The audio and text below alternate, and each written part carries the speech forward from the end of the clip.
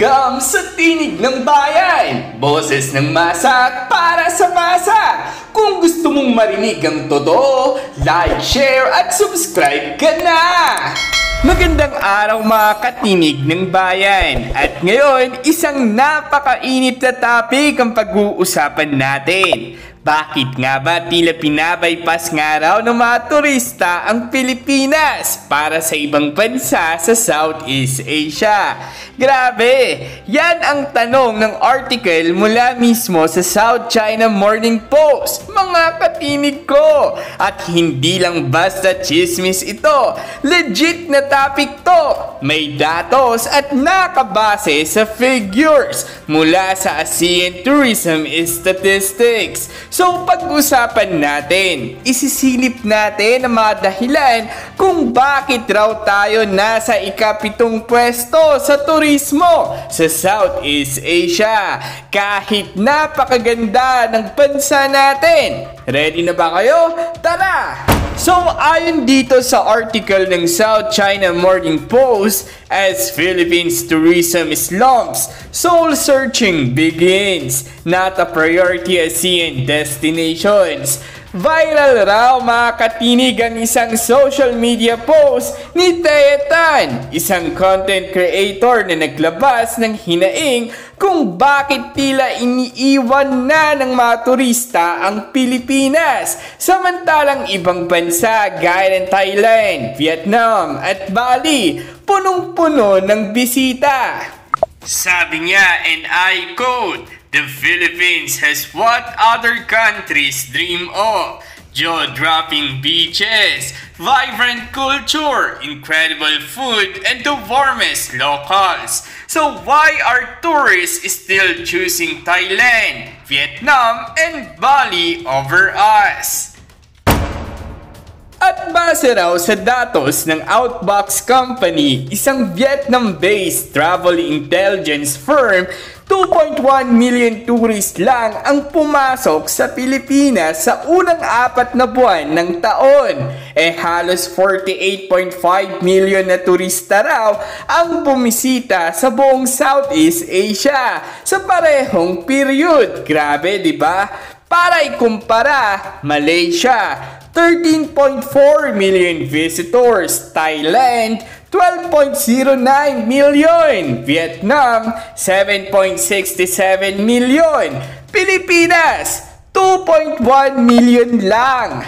Medyo masakit pakinggan mga katinig ko kasi kilala naman tayo na may mga world-class destinations gaya ng Boracay at Palawan. In fact, nandalo pa raw ang Boracay last year as the world's leading luxury island destination sa 2024 World Travel Awards. Pero bakit? Parang hindi sapat yon para maengganyo ang mga turista na pumunta rito. Mga katinig ko, ang daming punto na lumabas sa article na ito.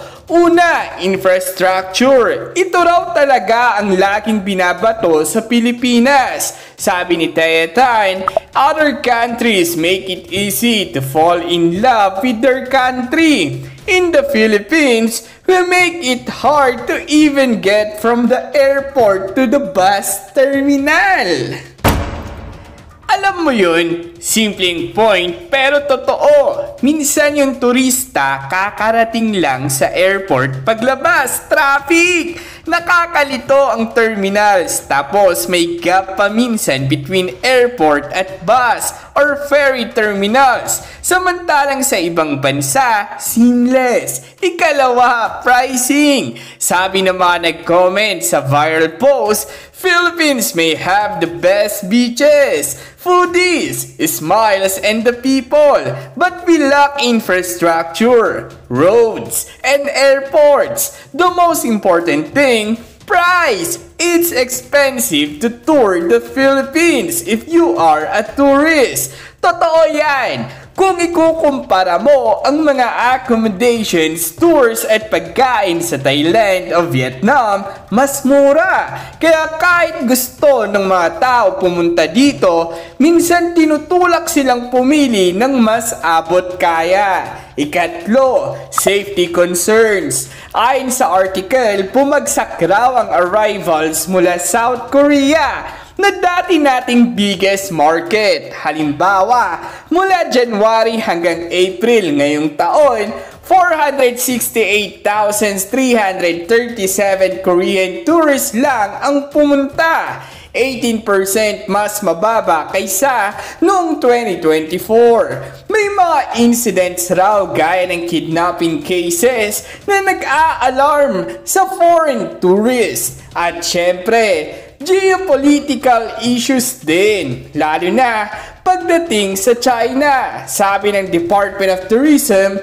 bumagsak ang Chinese tourists natin. Only 300,000 Chinese tourists last year, sobrang layo raw sa target na 2 million. Epekto raw ito ng geopolitical tensions at suspension ng e-visas for Chinese nationals. Samantalang ibang ASEAN neighbors, dire-diretso ang Chinese tourist. Pero mga katinig ko, sabi rin ng mga experts sa article, hindi lang puro negative ang dapat tignan.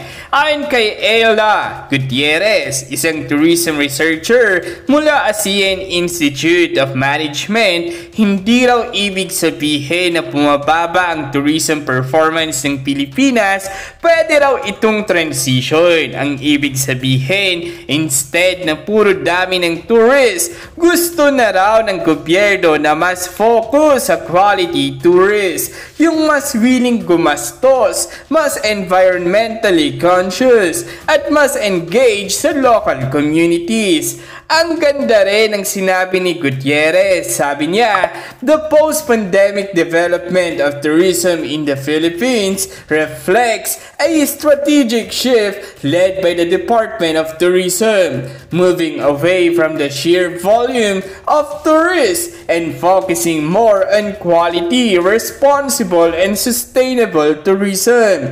Sabi nga nila, hindi lang bilang ng turista ang sukatan, kundi kung magkano ang naiiwan na kita at benepisyo sa lokal. In fact, sabi ng article, 760 billion pesos daw ang tourism revenue ng Pilipinas noong 2024. All-time high yon, mas mataas pa kaysa pre-pandemic. Hindi basta kaunti yun. Pero kahit may magandang plano, hindi rin natin pwedeng isantabi ang core issues. Sabi ni Dicer de la Santa mula Asian Institute of Tourism, even in our top tourist markets, we have less capacity than our competitors. Direct flights to secondary destinations in the country are also not too many because of airport limitations. Yun ang isang malaking problema. Halimbawa, kakaunti ang direct flights papunta Manila mula Europe. Kadalasan, kailangan mo pa mag-connecting flights para makarating sa mga islands gaya ng Batanes o Siargao. Tapos kung Clark Airport ka dadaan, kailangan mo pang bumiyahe ng 2 to 3 hours papunta Manila o iba pang lugar. Sa Thailand o Vietnam, direct flights left and right. Samantalang sa atin, pahirapan. Kahit gusto ng tourist pumunta, kung sobrang hassle, baka piliin na lang nila ang ibang bansa. Pero mga katinig ko, wag tayong mawalan ng pag-asa. Maraming pwedeng gawin. Improve infrastructure. Kailangan talaga ng mas modernong airports, better roads, at integrated transport systems para gawing seamless ang travel experience. Competitive pricing. Hindi naman ibig sabihin gawing sobrang mura, pero siguraduhin na sulit ang binabayad ng turista. Aggressive marketing. Dapat tuloy-tuloy ang campaign sa ibang bansa para hindi tayo nakakalimutan. Safety and security. kailangan masigurong ligtas at comfortable ang experience ng foreign tourists para mawala yung negative perception. Inclusive growth. Huwag lang mga big players sa tourism ang kumikita. Dapat pati local communities para mas sustainable at authentic ang tourism. Ang bottom line mga katinig ko, ang Pilipinas ay napakaganda. Hindi nawawala ang ating mga world-class beaches, vibrant culture at hospitality. Pero kailangan nating harapin ang realidad. Kailangan nating ayusin ang mga bagay na pumipigil sa mga turista na pumili sa atin. Sabi nga sa article, in the Philippines, we make it hard to even get from the airport to the bus terminal. Grabe yun, pero totoo. Kaya dapat i-acknowledge natin at gawin ng aksyon. Ako naniniwala kayang-kaya natin makipagsabayan sa Thailand, Vietnam, Malaysia at iba pa. Basta tuloy-tuloy ang reforms at investments sa turismo. Kasi at the end of the day, it is still more fun in the Philippines. Ikaw, katinig ko, anong tingin mo? Bakit kaya mas pinipili ng tourists ang ibang Southeast Asian countries kaysa Pilipinas? Ano kaya dapat nating gawin para bumalik ang sigla ng tourism natin? Comment down below, like and share kung nagustuhan nyo ang usapan natin ngayon. At huwag kalimutang mag-subscribe sa Tinig ng Bayan, kung saan ang boses mo ay mahalaga. Samantala, sari-saring komento nga rin ang tumalabas mula sa mga netizens patungkol sa isyong ito. Sabi pa nga nila, nakakamiss ang panahon ni PRRD. Ang ganda ng hatak ng tourist. Hindi binibigyan pansin tourism natin kasi lahat na lang sa impeachment kay VP. True yan! Meron ako mga kakilala na foreigner na ayaw muna magbakasyon dito sa Pinas kasi magulo at hindi daw safe. At dyan nagtatapos ang usapan natin ngayon. Kung may gusto kang idagdag o reaksyon, i-comment mo lang sa baba. Boses mo'y mahalaga. Huwag kalimutang i-like, share at subscribe para sama-sama nating palakasin ang Tinig ng Bayan. Hanggang sa susunod, tandaan, ang may alam, may laban! Awesome!